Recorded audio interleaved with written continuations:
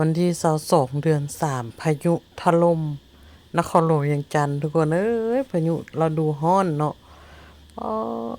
แถวนี้มันเขตเมืองสีโคตรตะบองเด้อแถวบ้านจันทร์สว่างบ้านจำปาแล้วก็แถวเขตหนองแตงเนาะทุกคนเนาะเฮ็ดให้บ้านเรือนประชาชนเป้เพหลายเลยนะบ่อยากจะเชื่อว่ามาเฮ็บหน่วยบักใหญ่ๆส่ำกำปั้นนี่แหละทุกคน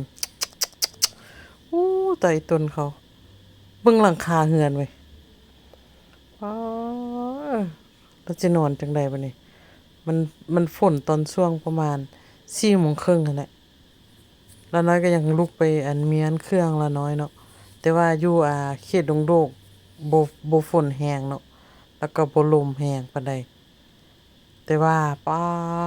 พอเบิ่งในเฟซในที่เขาลงเนาะไต้ต้นเขาแบบถล่มยับเลยนะ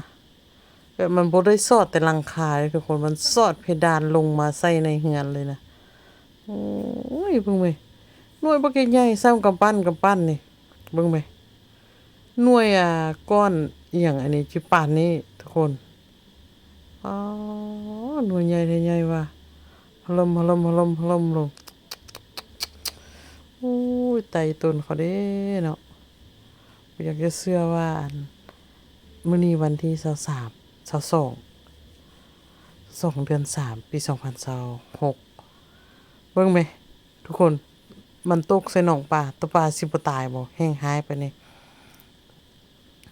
ถล่มยับเยินเลยป๋อถ้ามันตกใส่หัวนี่ตายเลยเนาะบ่ตายก็เจ็บหนักแล้วนี่คันตกใส่หัวนี่เมามงแว่งแล้วแหละนี่นะอ๋อเบิ่งเว้ยมันถล่มโอ้ย